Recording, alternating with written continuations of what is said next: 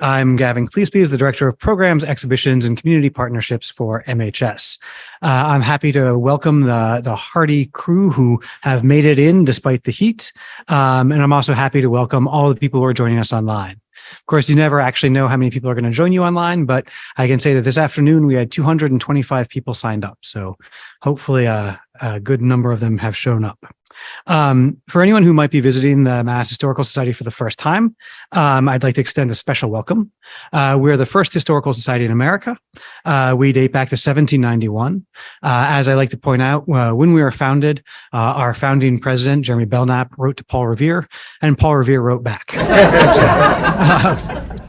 And we've been collecting material for the past 232 years. We have a substantial library, which we make available to researchers. This includes about 14 million manuscript pages. It includes the papers of 3 of the first 6 U.S. presidents, as well as the papers of physicians, poets, and protesters. All of the material in our collection is available to researchers for free. And we make our library available to as many people as possible. Speaking of our collections, as we do with most of our programs, our chief historian, Peter Drummy, has pulled together a small display in the Douse Library for those of you who are here in person, which included a selection of maps of revolutionary battles, some of which were used in the book that we'll hear about this evening.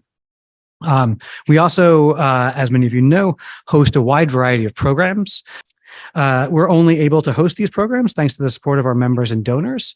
So I hope that you'll all come back for future programs. And I hope that if you're not a supporter of MHS, you'll consider becoming one moving forward. This evening, we're happy to welcome Dr. Ashli White. She is an associate professor at the University of Miami. She specializes in early American history with particular attention to the connections between North America and the Atlantic world. Most of her research is concentrated on the political, social, and cultural history of the Age of Revolutions. She received her master's degree from the Winchester program in early American culture and her doctorate from Columbia University. And I believe undergraduate from University of Virginia, right? I didn't write that down, but this evening, Dr. White will speak on her recent book, Revolutionary Things, Material Culture and the Politics in the Late 18th Century Atlantic World. In this book, she explores the circulation of material culture during the American, French, and Haitian revolutions, arguing that in the 18th century, radical ideals were contested through objects as well as in texts. She considers how revolutionary things, as they moved throughout the Atlantic, brought people into contact with these transformative political movements in visceral, multiple, and provocative ways. So without further ado, please join me in welcoming our speaker.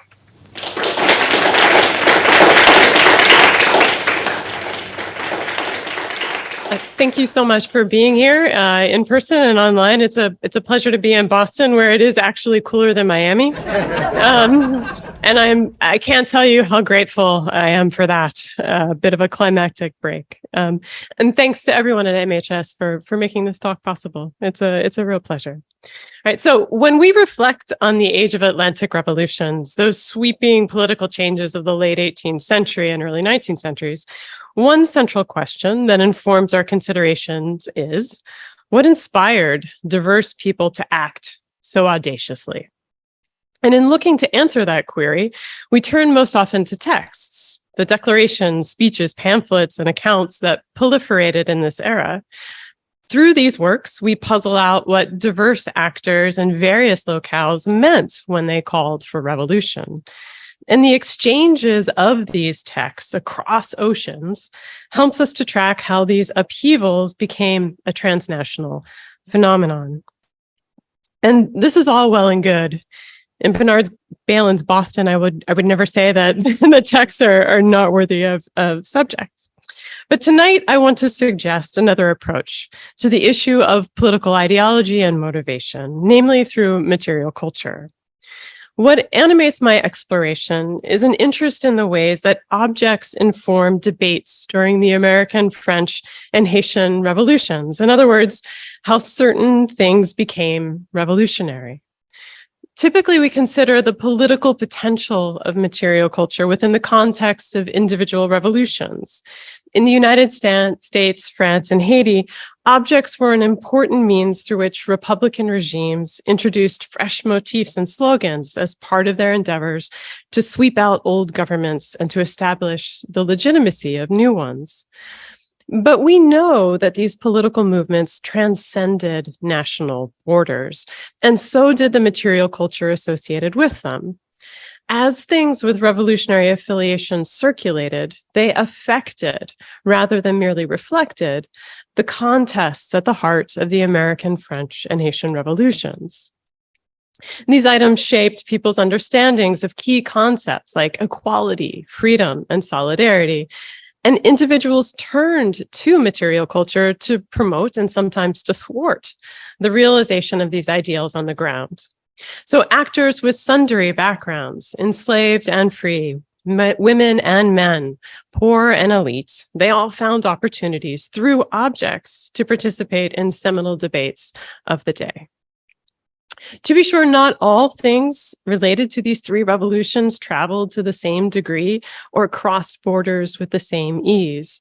Some politicized objects, North American homespun, artifacts seized from French religious institutions, drums used by Haitian revolutionaries, to name just a few, their influence and their reach were primarily national because they did not circulate in sizable numbers outside of local contexts, right? Yet many revolutionary things did migrate, and in significant quantities.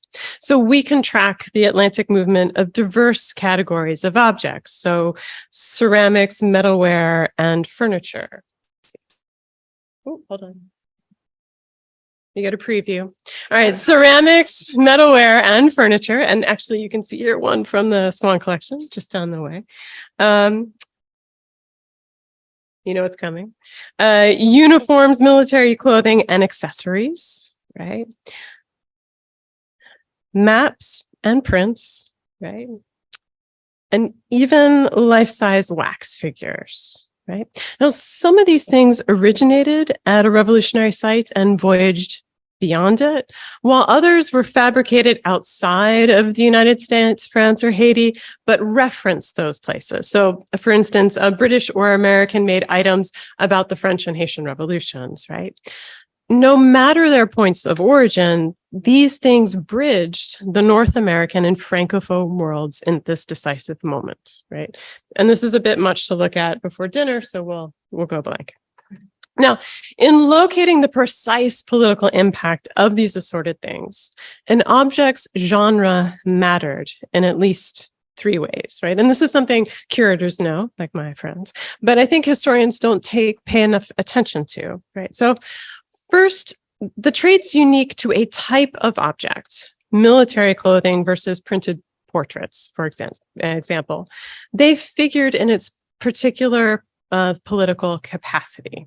So I explore how uniforms engaged with questions over equality, whereas printed portraits influenced debates about popular sovereignty, right? Second, not only did different objects speak to different issues, but each category had limits that were distinct to its form as well. These bounds were structural in terms of where and of what things were made. So an object's political possibilities were determined in part if it could be and was produced in Cap Français or Philadelphia or Paris, right? Or whether it was comprised of cloth or paper or ceramic. But the limits of revolutionary things were also socially constructed, in that people had thresholds for tolerating alterations to aspects of their material world and to those of others. Some individuals were more willing and more able to change their dress accessories than their dinnerware, right? And lastly, on the importance of genre, context affected political influence. So an object could promote or check change depending on who acquired and used it, how, where, and to what ends. So a queensware platter owned by an enslaved person in Virginia had political valences distinct from one found in Duc d'Orléans' household. Right? So this tension across and within revolutionary things made them sites of contest. as people teased out political prospects and encountered obdurate restrictions in the world of goods. I focus on this contest in the heat of the moment, from about 1770 to 1810, when participants and observers wrestled with events, agents, and ideas as they surfaced. Right? So the quick succession of these three revolutions, and in the case of France and Haiti, their contemporaneity, right? They facilitate our inquiry into the effects of objects on the revolutionary present, right? Instead of their role in nationalism or commemorations of the revolutionary past, right? So in so doing, I look to recover the dynamism of Atlantic revolutionary things for the many individuals who interacted with them. Now, this evening, to show this dynamism in action, and because it was just Bastille Day a couple of days ago, right? All right, I'm going to consider one object long seen as emblematic of the French Revolution. We're going to talk about the tricolor cockade. Okay. Now, rosettes of ribbons had been worn as dress accessories in many places during the early modern period, but this specific version of the cockade and the political associations attributed to it were invented during the French Revolution. And the story goes that Camille Desmoulins, in a rousing speech to crowds gathering to storm the infamous prison called the Bastille, suggested that they wear a bit of ribbon to distinguish one another and to symbolize the virtue of their goal, right? He recalled that he initially proposed green because of its associations with hope. A few days later, the color was changed to a combination of red to show that we were ready to shed our blood, as he put it, and blue for a heavenly constitution. Right. Now, although Desmoulins did not survive the revolution, he was guillotined in 1794, his cockade did, right? Despite the numerous regime changes in the 1790s, the tricolor cockade endured. Throughout the 19th and 20th centuries, leaders and supporters of various iterations of the French Republic embraced the emblem. And more recently, as any diehead American friend can point out, right? This is Emmanuel Macron. He is wearing tricolor cockade cufflinks to France's World Cup matches, right? Okay. So in sum, the tricolor cockade has become synonymous with France, right? So much so, perhaps, that we take its meaning for granted now and when it first emerged in the 18th century. So when scholars uncover evidence of an individual wearing a tricolor cockade in the 1790s, they interpret that accessory as demonstrating the person's sympathy with the French Revolution, right? But I propose its meaning is much less stable and much more interesting than that pat explanation. After all, during the Revolution and beyond, people in France and its empire vied to determine exactly what the French Republic was and who could be citizens in it. As a result of this contest, tricolored cockades, they generated controversy depending on who wore them, where, and how. And as the French Revolution spilled out beyond its borders, disputes over cockades spread throughout Europe, the United States, and the Caribbean. Rather than repositories for a fixed message, cockades were open to numerous interpretations as different populations encountered them. So in our exploration of cockades in an Atlantic context, we need to consider three important aspects: their emergence as a commodity in France and abroad, their centrality to warfare, and finally, the slipperiness of political identity in an age of revolutions. All of these factors are evident in the journal of Benjamin Johnson, who was a Philadelphia printer and bookseller. In 1796, Johnson traveled to France with a delegation of fellow Quakers to visit a troubled meeting near Montpellier. The group took a somewhat circuitous route, making stops in England, Germany, and the Netherlands before finally reaching France. Along the way, Johnson critiqued the slave trade ships docked in Liverpool. He lamented the poor conditions and low pay of factory workers in Manchester and Sheffield. He celebrated the extension of citizenship to Jews in Amsterdam, and he caught a glimpse of the British royal family who, as he put it, lacked dignity or any extraordinary capacity. Right? All of these observations, that they're in keeping with some of the most radical views of this period.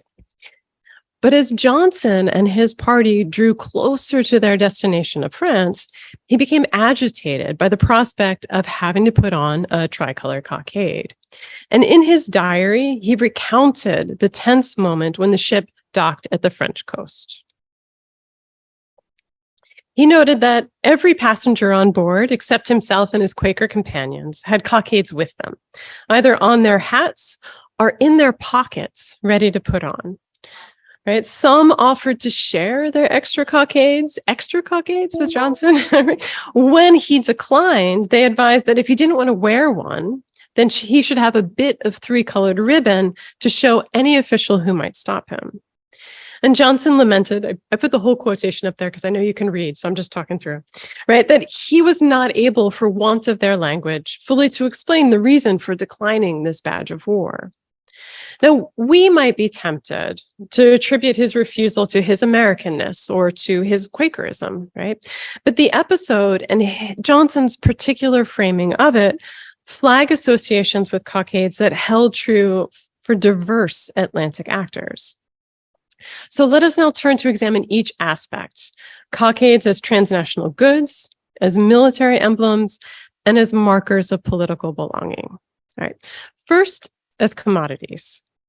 Johnson's account begs the question, how did his fellow passengers acquire tricolor cockades? Right?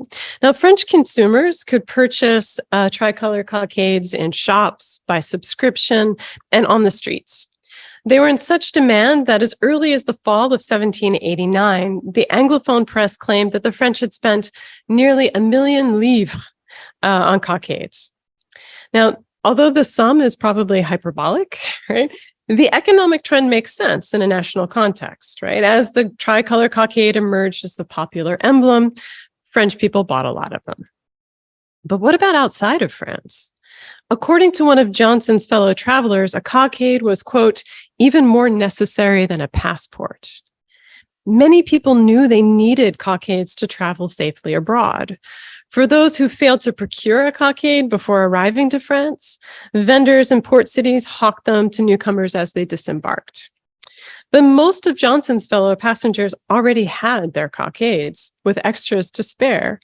They came prepared and had the ability to do so because of the specific characteristics of cockades as things.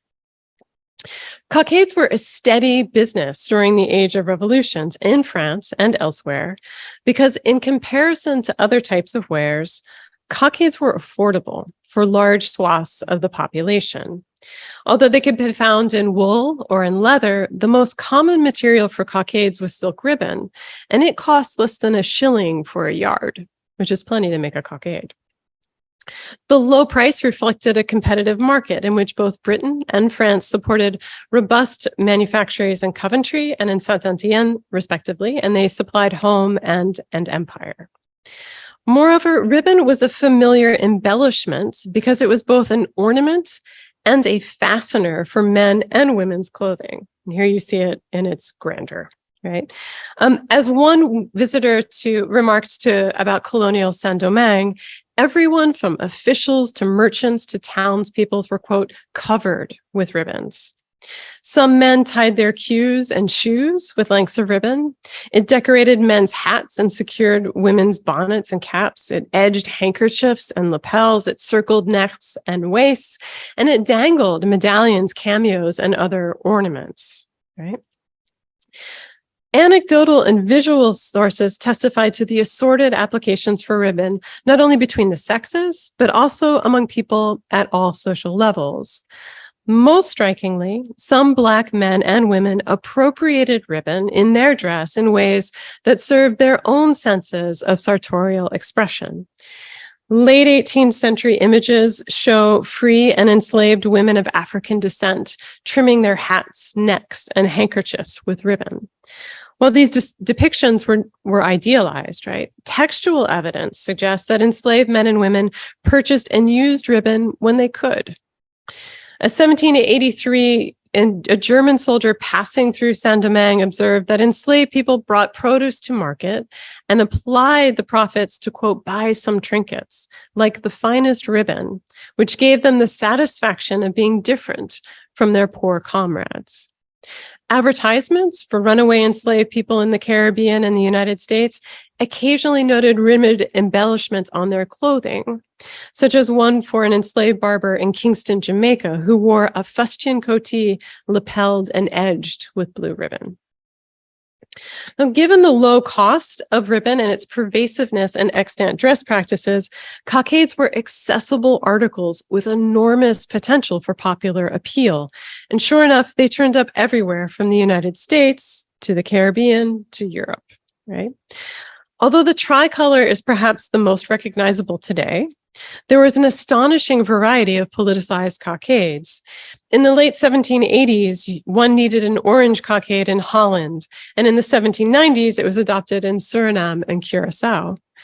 The press warned that it would be, quote, extremely dangerous to refuse wearing the newly adopted green cockade in Ireland. While Polish patriots donned blue and green, the Swiss colors were red, white, and green. But in an age of revolutions, the rules for appropriate cockades were anything but stable. In Martinique, for example, in 1789, one American merchant advised every person, to avoid incurring the displeasure of the people, were obliged to wear the tricolor cockade. A few years later, counter-revolutionary forces demanded that the white cockade be worn, only to revert to the tricolor again when Republicans prevailed. Now, from a maker's point of view, the fickleness of cockades was not necessarily a liability. The industry was built on novelty and the ability to respond to the vagaries of fashion, political and otherwise. For the wearer, however, the changeability of cockades was cause for concern. The wrong cockade, or in the case of our Quaker traveler, none at all, such a misstep could provoke outrage and even land one in prison. At one point in his journey, Benjamin Jonson remarked dryly, "My curiosity to see a little dirty Flemish town was not strong enough to overpower my apprehension of being insulted for not wearing the cockade. I therefore stayed at home." Right? Ambassadors and foreign agents who were exempt from wearing cockades in France, they took them up in the name of safety. As James Harris, 1st Earl of Malmesbury, explained while on a diplomatic mission to the French Directory, it's impossible to appear in the streets without it. Right? This language surrounding cockades, that of danger, displeasure, apprehension, that points to a significant characteristic that set cockades apart from ribbons of fashion, and that brings us to the second important aspect of their transnational political import.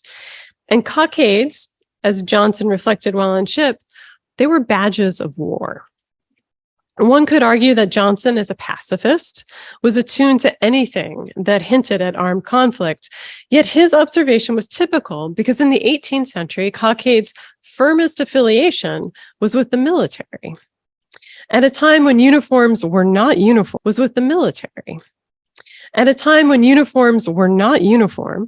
armies and navies relied on cockades as a quick and cheap means to identify soldiers and sailors. In the fog of battle, prominently displayed cockades helped to distinguish allies from adversaries, or within one's own camp to incorporate foreign mercenaries and to differentiate among divisions. As cockades became a more visible presence among civilians during the Age of Revolutions, military connotations went with them. In France, the revolutionary government saw the tricolor cockade as central to the process of transforming all Frenchmen into citizen soldiers, as declared by the 1793 Constitution. Based on that logic, the National Assembly decreed that any cockade other than the tricolor was a sign of rebellion.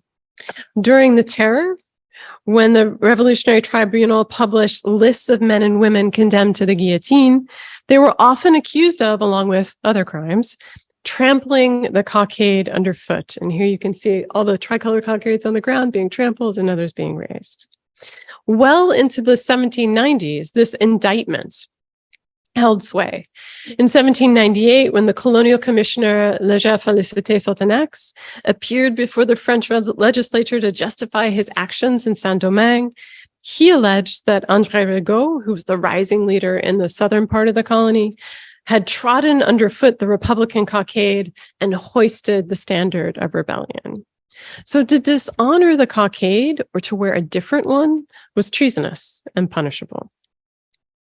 While the French may have been the most vehement in this regard, cockades resonated as militant items in other areas of the Atlantic too. As Sotenax's case suggests, metropolitan dynamics played out in the Caribbean. In early 1793, word reached the United States that discord overwhelmed the city of Pointe-à-Pitre and Guadeloupe, when residents wearing tricolor cockades came to blows with those sporting white ones. Meanwhile, in Jérémie, Saint-Domingue, colonists pinned black cockades on their hats in anticipation of joining invading British forces. In both cases, and in many others, mounting or taking the cockade, as it was called in the 18th century, marked the moment when men became soldiers, choosing sides and staking their lives on that decision.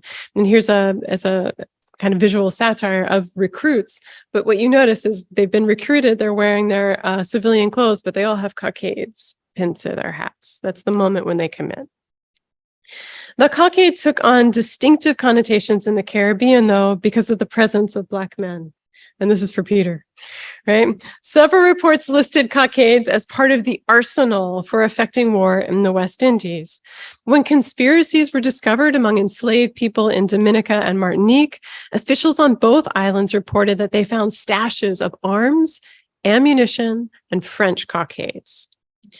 Cockades no doubt carried ideological import for people of African descent. More on that shortly. But what I find interesting for this discussion is the way that cockades were essential vectors for translating those ideas into military action, right? And here you can see Louverture wearing the tricolor as part of his hat. Cockades were as indispensable as muskets and ammunition, and some white observers feared the consequences of the example. So a man in Charleston, South Carolina, reported that Black sailors on French vessels had been spotted wearing the tricolor cockade.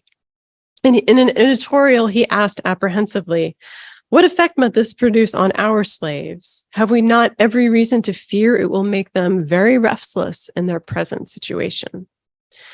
Black men's tricolor cockades indicated not only their desire for liberty and equality, but their willingness to act with force to realize them. The connection between militarism and cockades had important resonance for white women as well. Early on, stories circulated about French women who took up arms and tricolor cockades in the name of revolution. These were patriotic tales meant to whip up enthusiasm for the cause. But women's cockades took a more troubling turn, especially from the perspective of male observers, in what came to be called the War of the Cockades. Women in Paris and elsewhere, came to blows on the streets because of cockades. One account described an altercation in Les Halles, where a group of women flogged and tore the national cockade from a female passerby. The victim, she left the market and had hardly proceeded 600 yards further, according to the account, when she was again attacked by another furious set of women who beat her for appearing without a cockade. So the rancor among white women reached such a pitch by the fall of 1793 that, quote, "the streets, squares, and marketplaces were strewn with ladies' hats, caps, and bonnets." Okay? Even among white men, these accessories bred polarizing and combative tendencies that some thought were getting out of hand. As our Quaker traveler no doubt witnessed firsthand in the United States in the 1790s, many Democratic Republicans embraced the tricolor cockade, while Federalists called for the black cockade. Fights broke out in Charleston, Norfolk, Philadelphia, and New York when one group spied the other's cockade and tried to remove or deface them. Frequently, the protagonists were identified as sailors, soldiers, visitors, or immigrants. In other instances, they were American civilians, and commentators in both political parties lamented this development. According to one, citizens had no business with cockades. He wrote, "It is a military emblem which ought to be worn only by a soldier. To wear it as a badge of distinction is indiscreet and improper. It ought to be discountenanced by the citizens at large."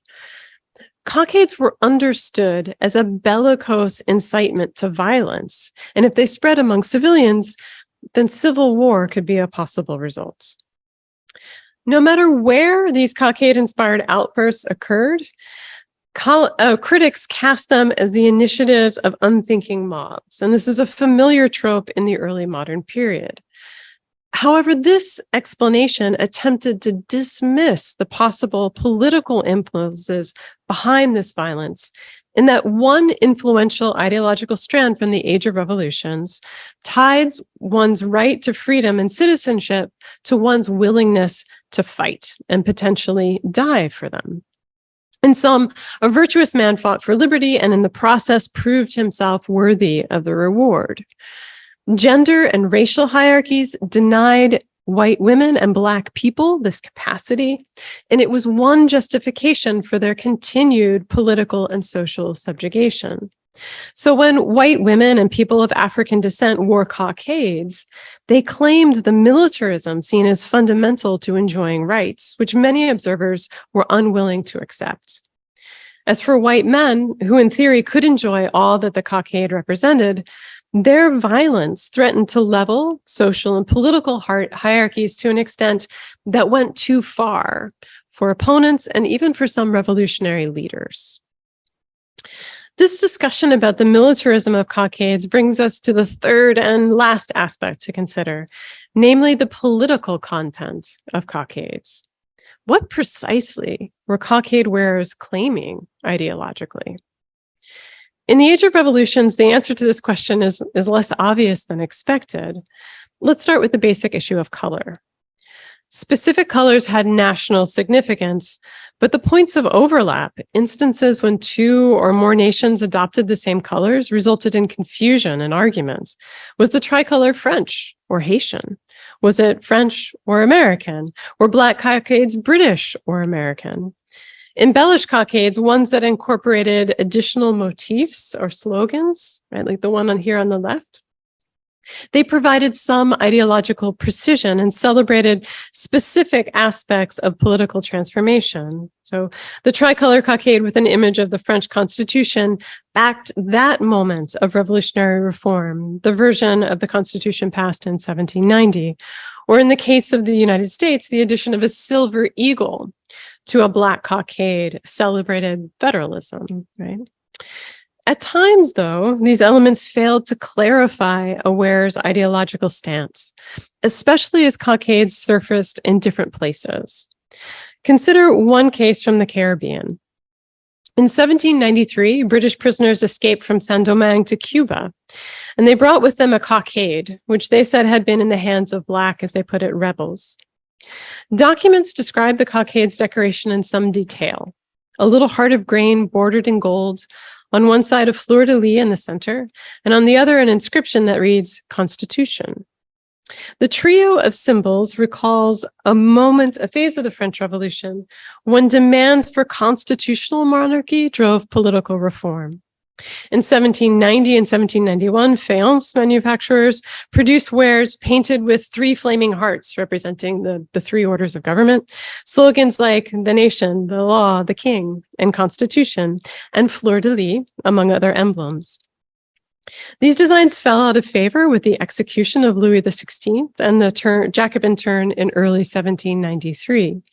So the appearance of this cockade in Saint-Domingue in the summer of 1793 is a bit of a puzzle. By then, Jacobin appointed commissioners led the colonial government, and the cockade found by the British men was out of step with current events in France and on the island. Observers at the time, who were familiar with the range of French revolutionary iconography, interpreted this cockade as a device that endorsed the legitimacy of monarchy, albeit with some Republican elements. In this vein, the cockade complements readings of the Haitian Revolution that derided the ideological credentials of the enslaved by claiming that they had been and still were on the side of monarchy.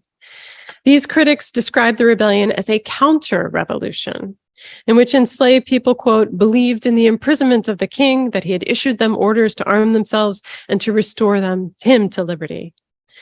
Opponents to the French Republican regime trotted out these arguments when they spoke of Toussaint Louverture and other Black leaders' alliances with the Spanish in the early 1790s. For the formerly enslaved, however, these symbols had different meanings. In Haitian voodoo, the heart would come to represent Erzuli, who is the deity of love and beauty. And perhaps the heart already had this affiliation by the late 18th century, and the cockade could have referenced that spiritual power for practitioners. As for the fleur-de-lis on the cockade, Black revolutionaries knew of its association with the French king. Throughout the colonial period, sites of authority, such as courthouses and official printed decrees, they all featured the emblem. And an enslaved person convicted of stealing or running away was branded on the shoulder with a fleur-de-lis. But not all allusions to royalty were negative for enslaved people, nor were their connotations limited to white commentators speculated. Several scholars have shown that enslaved people in Saint-Domingue and elsewhere had distinct ideas about kinship based on experiences in West Africa, and these understandings contributed to the organization and goals of Black revolutionaries during the Haitian Revolution and beyond. Jean-François, one of the early leaders of the liberation movement, he wore the Cross of Saint-Louis on his uniform, while those of his guard were decorated with the fleur-de-lis. In so doing, they appropriated for themselves the authority of these symbols and deployed them to radical new ends. This flexibility, or in this case, the ability of these symbols to incubate other meanings, that gave cockades enormous ideological power, sort of well beyond what makers intended. But as several commentators noticed at the time, the opposite was also true. Cockades were badges of conformity that signaled the limits of political identification. You could just buy it in a catalog, right? I mean, think of Johnson's shipmates. When they approached France, they put on the cockade as a matter of safety. It was a way to avoid trouble, whether they believed in the ideals associated with it or not.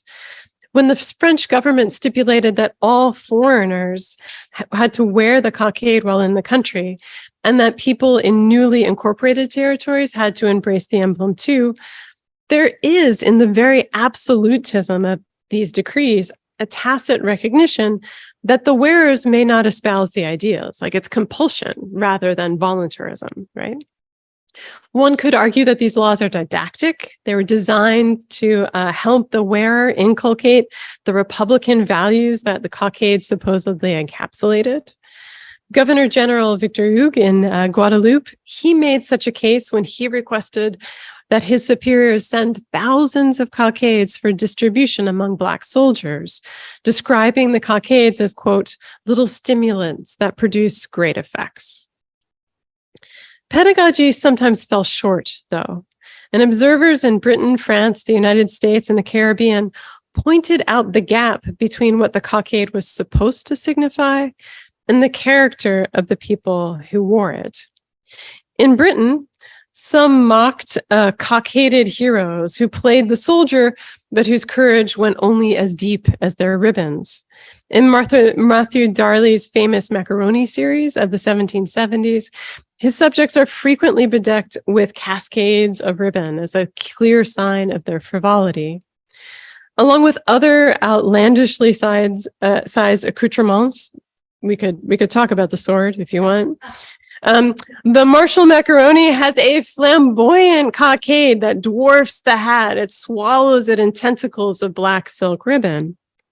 And the caption reinforces the visual lampoon. It says, "Pray, sir, do you laugh at me?" I mean, clearly the answer is yes. Now, Darley exaggerated the cockade to mock military puffery, but the cockade assured critique had less humorous applications as well.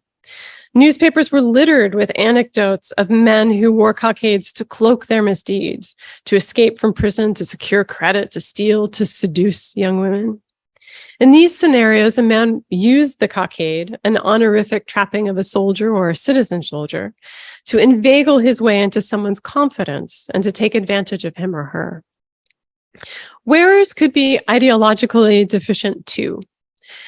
After witnessing a Caribbean colonist beat a Black man in New York City, one commentator remarked, quote, "This Frenchman appears to me to be one of those who, while they honor the Republic with their mouth and decorate their hats with the tricolor cockade, retain all the despotism so predominant in the West Indies in their heart."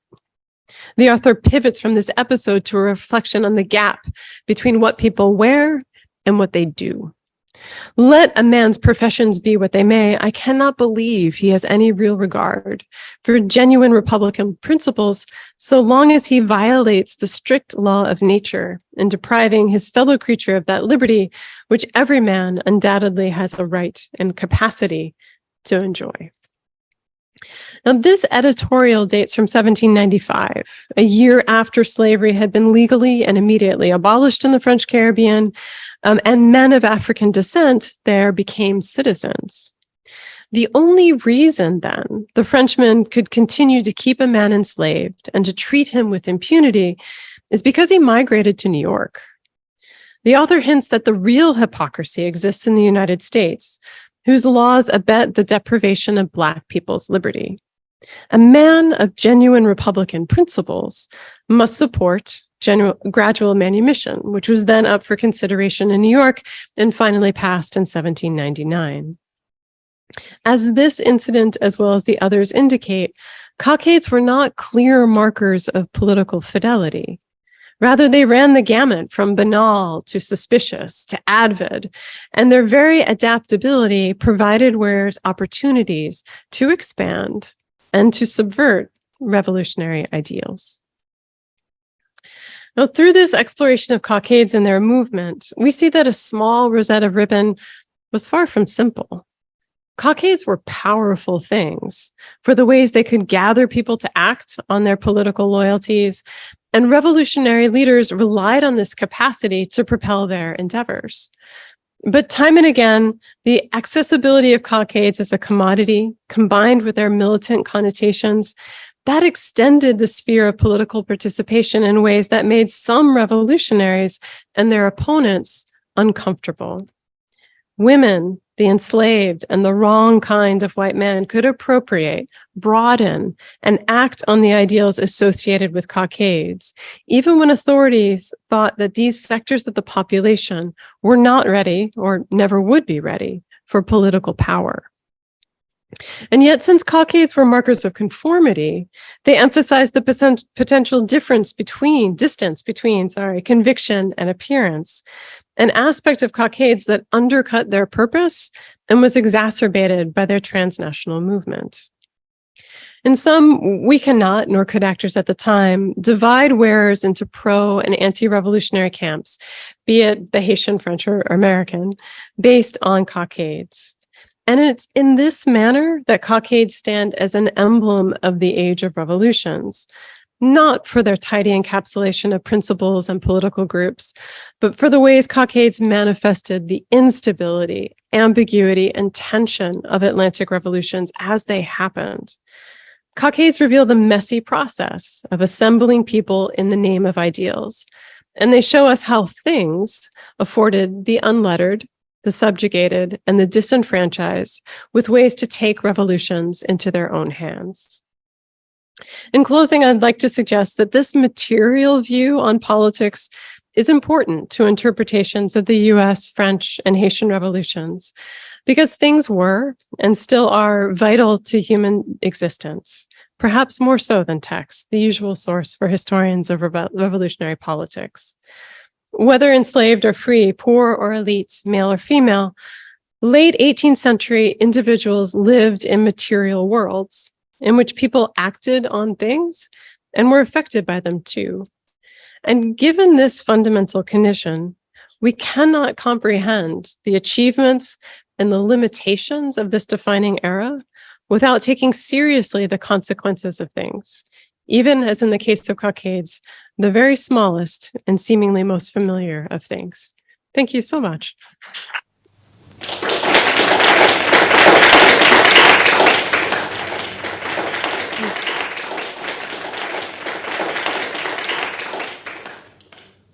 I'm sure Dr. White would be happy to answer questions if people. Sure. I think I can say for all of us that we are not going to look at cockades the same way again. So thank you Next for that. Bastille Day, think about it. Yeah. You know, I'm sitting here thinking about my own life and thinking about the AIDS ribbon of the early 90s, the Canadian flag badge that we put on our backpacks when traveling around Europe in the mid 90s, the ubiquitous lapel pin that showed up on every man's blazer after 9/11. And I'm wondering, with the cockade specifically, is it a continuity or is it a moment? You know, is this part of a more sort of universal way that we think about the material embodiment of political activity? Or is there something really distinctive that's happening with this sort of revolutionary connotation? Yeah, thank you. I think that's exactly the kinds of connections I hope people walk away with, thinking about the longue durée of things and how they move. I do think, though, with these cockades that existed as embellishments before the age of revolutions, but it's the ways that they become appropriated and the way they proliferate, sort of the sheer number and acceleration and the superchargedness of that politicalness and kind of the heat of revolution that I think makes them really distinctive. And I hope in the presentation and in the book, I try to pay really close attention to that late 18th century context so that in some ways we can trace those long arcs. But there is something really distinctive about the way that ribbon works in the late 18th century, which is different from maybe the way it worked in the 1990s, right? Or and the ways they're associated with militarism, the way that ribbon was perhaps not to the same degree today, at least understood as such. And I think in order then to appreciate what these things do, we have to really contextualize them deeply in their moment and appreciate them and all their materiality, in order to understand exactly how they could be leveraged and how they work. Because cockades work differently than other types of things because of their commodification. And sometimes I think with objects, there's perhaps a tendency, because of certain patterns of consumption associated with the 18th century, right? The consumer revolution, right? The first one, as it were, that we identify so many hallmarks of what becomes modernity, right? In terms of the worlds of goods, the way that they're sold, right? This is a kind of origin story that there's a tendency perhaps to collapse the moment. So I confess that this book is all about kind of the hyper specificity of that late 18th century, and to see them not as they become of kind of tokens of nationalism. That's something that does happen and emerge, but that they are much more active and contested. And that makes them, at least for me, much more interesting. But it might also suggest then for things in your recent past or in our present, that we need to think about what exactly those things are signifying and how they do it, and the contest over, I don't know, the American flag that are occurring now. But so there are that I think is worthy of deeper consideration in the way that I've thought about it for the late 18th century. Thank you, sir. We have a question online from Mike who asks, what became of the cockade following this period and how... Sorry. Question went away. Sorry. How long did they remain popular in Haiti and Britain? So, thank you. Thank you for that question. They, as the revolution ends, the tricolor, obviously, as I pointed out, endures. It becomes nationalized and capacious in all kinds of ways for the French Republic as it moves through its iteration. In the United States, cockades persist. In the 1790s, there's a kind of argument about what an American cockade should look like. And the American Revolution initially starts as black, and then it merges to be black and white with the French alliance. And you would think that that would continue in the 1780s and 90s, but it doesn't. Instead, the United States is swept up in the cockade battles in Europe and the Caribbean, and they get appropriated into political parties. But cockades then, after the heat of revolution, in this particular phase, they become appropriated into national symbols. They become tamed in a way, right? Which is maybe why, like, when Macron was wearing him on cufflinks to the World Cup, you're like, well, of course, right? But I think, I guess what I want to suggest with this period is they are not settled, right? Even if the United States has sort of declared its independence, it is still sort of reeling from these revolutions and as it appropriates, right? And one can cite in the 19th and 20th centuries political parties or candidates picking up cockades and ribbons as a way to indicate their political parties too. So they do have a political aspect that persists, but it quiets down, I would say, in the aftermath of this moment. Thank you. Hi. Can you talk a little bit about the concept of freedom of expression in revolutionary France? And was there, to what extent did it exist? And was it there seen as being any conflict between it and the forced wearing of cockades? So, thank you. I think, I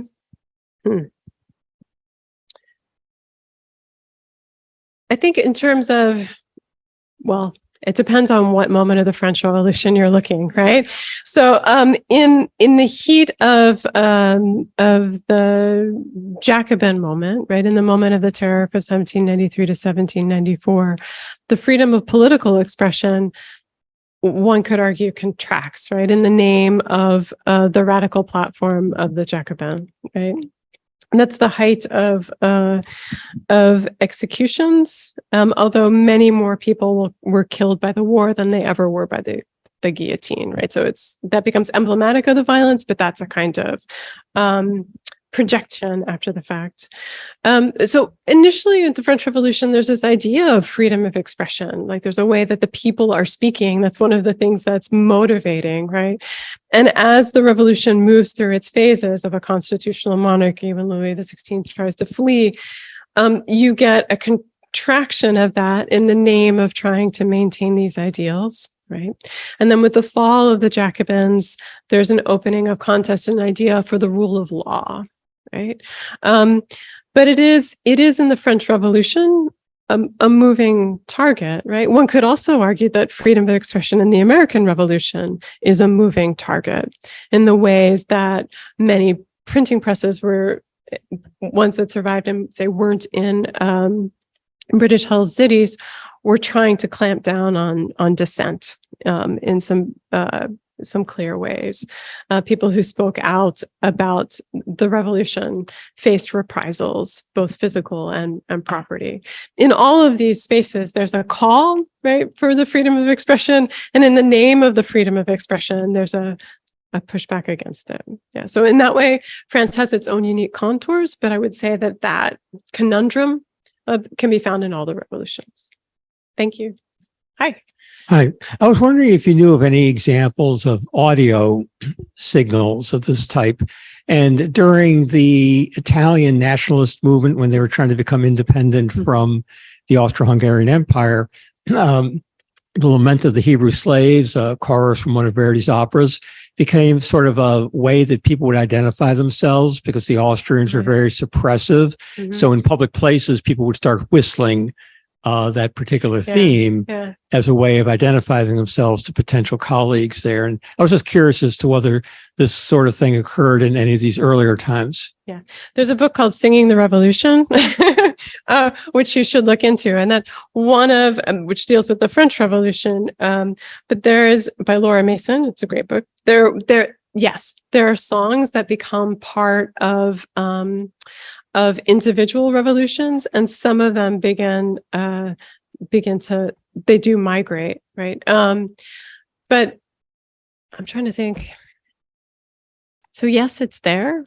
I can confess I don't deal with it because it's not material enough for me.